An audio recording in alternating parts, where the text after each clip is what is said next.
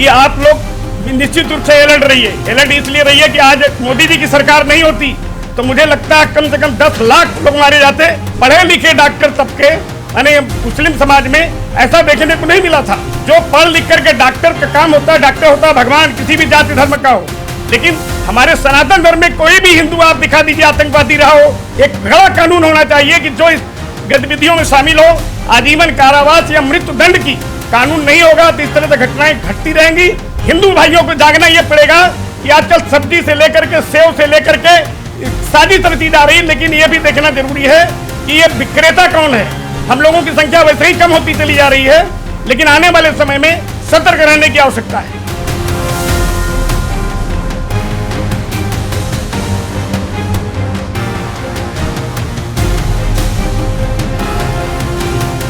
विश्व हिंदू रक्षा परिषद के राष्ट्रीय अध्यक्ष गोपाल राय जी हमारे साथ मौजूद है। आप आज प्रेस कॉन्फ्रेंस किया, क्या मुद्दे थे और किसको लेकर?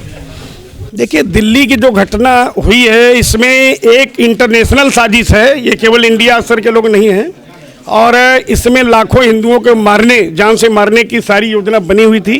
और सबसे बड़ी चीज़ ये है कि देश भर के हम हिंदुओं को कहना चाहते हैं, जागो हिंदू जागो, क्योंकि स्थितियां इतनी विचित्र हो चुकी हैं कि अगर हिंदू नहीं जागेगा तो एक तो जनसंख्या हिंदू की कम हो रही है और दूसरे वो मारने की प्रक्रिया में लगे हुए हैं। ऐसी स्थिति में विश्व हिंदू रक्षा परिषद देश भर में अपनी बात, और मेरे ऊपर खुद जो हमले की कई धमकियां मिली हैं, सब डीजीपी से लेके सभी पदाधिकारियों को हमने दिया, जितने पुलिस के हैं, थाना है, सारे रिकॉर्ड थाने पर भी आपको मिल सकता है। विधिवत हमने स्पीड पोस्ट भी किया है। आईबी ने कहा है कि आपको इस तरीके से धमकियां मिल रही, उसको लेकर प्रशासन जो उत्तर प्रदेश का प्रशासन है वो किस तरीके से कार्रवाई कर रहा है? नहीं, उत्तर प्रदेश की सरकार तो ठीक ठाक करी, लेकिन यहाँ की एलआईयू का जो एसीपी हैं वो उनकी भूमिका संदिग्ध है, क्योंकि उनको ये नहीं पता है कि किसके साथ क्या करना चाहिए। ये सबसे बड़ी चीज़ ये है। जो जान से मारने की धमकी मिली, क्या वो किसी संगठन के हैं या मतलब कौन है जो लोग आपको जान से मारने की धमकी दे रहे हैं? इस तरीके से कौन? धर्मांतरण से लेकर के हम लोग लगातार अभी आपने देखा होगा कि धर्मांतरण के बहुत से मुद्दों को हम लोगों ने उठाया, और जमालुद्दीन उर्फ छांगुर को जेल भिजवाना साधारण बात नहीं थी, क्योंकि सब कुछ छोटे अधिकारी भी मिले थे, कई मुकदमे थे, 25 साल से चल रहा था, और वो भी पैसा देने का प्रयास किया। लेकिन हम लोग ये नहीं, हिंदू धर्म में हैं और इसी में जिएंगे, इसी में मरेंगे, लेकिन लालच वाला कोई मामला नहीं रहेगा।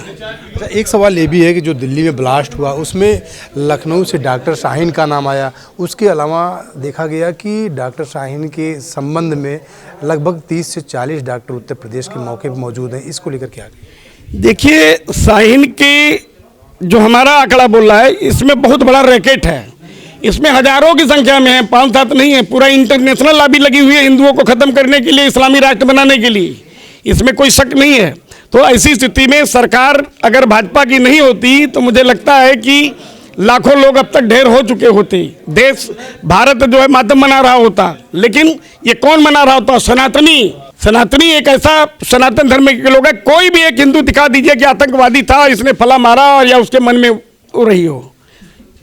एक सवाल ये भी है कि सनातन को लेकर, हिंदू धर्म को लेकर क्या संदेश देना चाहते हैं अपने माध्यम से? देखिए, हम पूरे भारत के सभी हिंदू भाइयों बहनों से कहना चाहता हूं कि अगर हिंदू राष्ट्र निर्माण जल्दी नहीं होता है तो आप सभी लोग 12 बच्चे पैदा करिए, क्यों कि जनसंख्या आपकी कम हो रही है, और योजना ये बनाइए कि पहले तो हिंदू राष्ट्र, क्योंकि हम तो एक बच्चा पैदा करके सोचते हैं कि पढ़ाएंगे लिखाएंगे, लेकिन उधर से जब 12 बच्चे पैदा, 4 बीबियाँ हो रही हैं, तो निश्चित रूप से वो बढ़ने में समय नहीं लगेगा, इस्लामी राष्ट्र तो आराम से हो जाएगा। बहुत बहुत धन्यवाद। ये थे हमारे साथ गोपाल राय जी, जिनका कहना है कि इनको कई बार धमकियां भी मिली, इनके घर की रेकी भी हुई, और इन्होंने कई बार देखा जाए तो पुलिस प्रशासन को संदेश भी दिया उसको कि किस तरीके से इनके ऊपर मारने की धमकियां और तमाम सारे देखा जाए तो इनके घर की जो रेकी कर रहे हैं उनको लेकर भी पुलिस प्रशासन को भी इनकी तरफ से लेटर दिया गया, लेकिन अभी तक उस पर फिलहाल कोई कार्रवाई नहीं हुई। कैमरा पर्सन आशुतोष साथ राजेश यादव, TV 24 नेटवर्क।